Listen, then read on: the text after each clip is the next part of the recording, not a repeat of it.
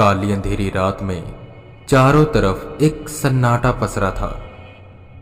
चांद भी आज बादलों के साथ लुका छुपी खेल रहा था।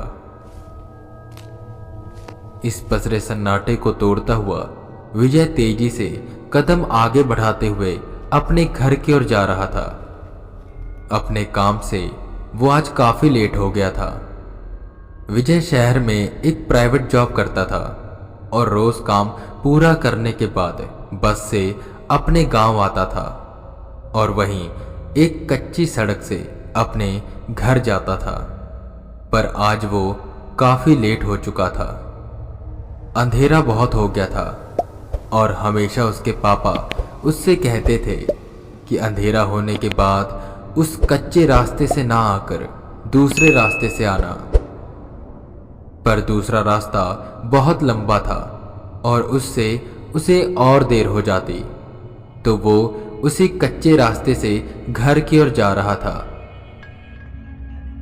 आसपास खेत थे और कुछ पेड़, जिनमें से एक पेड़ बहुत पुराना था। गांव में इस पेड़ को लेकर अलग अलग तरह की बातें फैली हुई थी कि इस पेड़ पर एक औरत की आत्मा रहती है, इसलिए लोग इस रास्ते को रात के समय इस्तेमाल नहीं करते थे। पर विजय इन सब बातों पर खास कुछ मानता नहीं था। घर पर उसके मम्मी पापा बेहद चिंतित थे और उन्हें यही डर था कि कहीं वो उस कच्चे रास्ते से ना आ रहा हो। विजय तेजी से कदम बढ़ाते हुए आगे बढ़ता जा रहा था और उसे दूर से ही वो पेड़ दिखने लगा। घने अंधेरे में भी वो उसे साफ साफ दिख रहा था। उसकी काली चमक कुछ ऐसी थी जो सबका ध्यान अपनी तरफ खींचती थी। दिन में वो पेड़ इतना डरावना नहीं लगता था, पर रात के समय वो बेहद डरावना लग रहा था, ऐसा जैसे खून का प्यासा हो। विजय सोचता है कि वो उस पेड़ की ओर नहीं देखेगा और बस सीधा सीधा चलता रहेगा। वो ठीक ऐसे ही जा रहा था, पर जैसे जैसे वो पेड़ के नजदीक आ रहा था, एक अजीब सी ठंडक का उसे एहसास हो रहा था।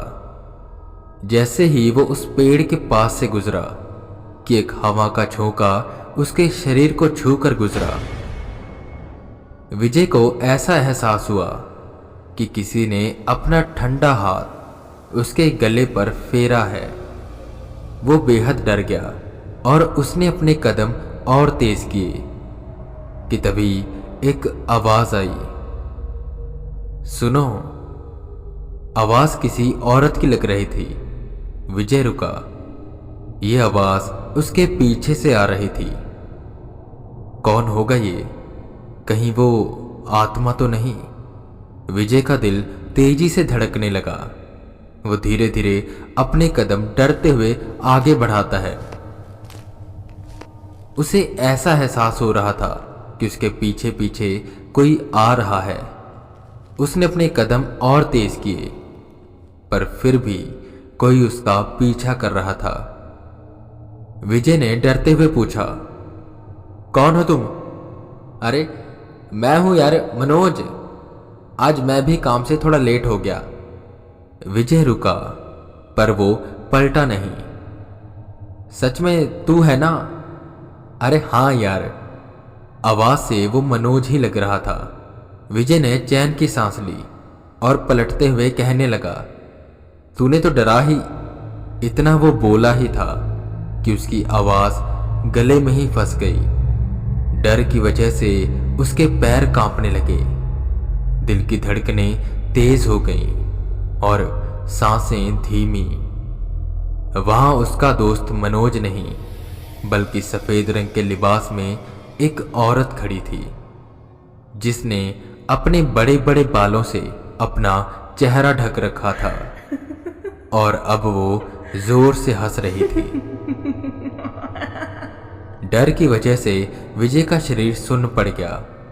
वो भागना चाहता था, पर चाह कर भी अपने कदम पीछे की ओर नहीं मोड़ पा रहा था। चीखना चाहता था, पर ऐसा लग रहा था कि जैसे किसी ने उसकी आवाज ही बंद कर दी है। वो चिल्लाने की कोशिश करता है पर सिर्फ उसके मुंह से हवा ही बाहर आ रही थी। वो सफेद कपड़े पहनी औरत विजय के पास आने लगी। विजय सुन खड़ा बस यही सोच रहा था कि अब वो क्या करे और कैसे बचे इससे, कि तभी लोगों की आवाजें आने लगी। विजय, कहाँ हो? कहाँ चला गया ये विजय? अरे वो रहा, देखो वो रहा। पीछे से कुछ लोग विजय को ढूंढते हुए आ रहे थे। ये और कोई नहीं, विजय के मम्मी पापा और गांव के कुछ लोग थे। विजय ने हिम्मत जुटाई और पलटकर उनकी तरफ भागने लगा। वो उनके पास पहुंचा और हांफते हांफते उनको सब बताने लगा। पेड़ की ओर इशारा करते हुए उसने सब कुछ बता दिया। सब पेड़ की तरफ देखते हैं पर वहां अब कोई नहीं था। सब समझ गए थे कि विजय ने उस औरत की आत्मा को देख लिया है। वो उसे घर लेकर जाते हैं। रात को विजय सही सलामत सोया पर अगली सुबह वो अजीब अजीब तरह की हरकतें करने लगा। विजय और उसका परिवार शाकाहारी था पर विजय आज मुर्गा खाने को मांग रहा था और पीने को शराब। उसके परिवार वाले बहुत चिंतित हो गए। वो समझ गए थे कि ये उस आत्मा का ही काम है। विजय किसी के काबू में नहीं आ रहा था। वो जोर जोर से चिल्ला रहा था, मुझे मुर्गा खाना है, दारू पीनी है। उसके बर्ताव में बहुत तब्दीलियां आ चुकी थी।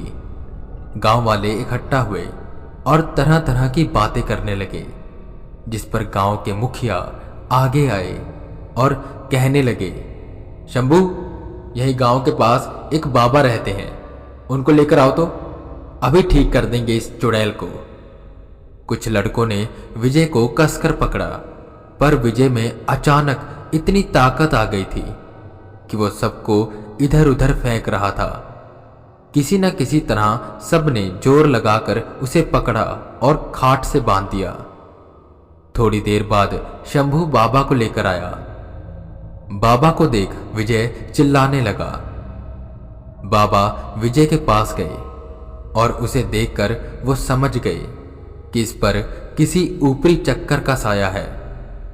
उन्होंने कुछ बदबदाना शुरू किया और एक कागज पर कुछ लिखकर विजय की मां को दिया। कहा, इसे घर में रख देना। और फिर वो विजय के पास गए। कुछ मंत्रों का जाप करने लगे। पोटली से एक चूरन सा कुछ निकाला। उसे आग लगाकर उसके धुएं का सेक विजय के चारों ओर करने लगे। विजय कुछ शांत हुआ और थोड़ी देर बाद बेहोश हो गया।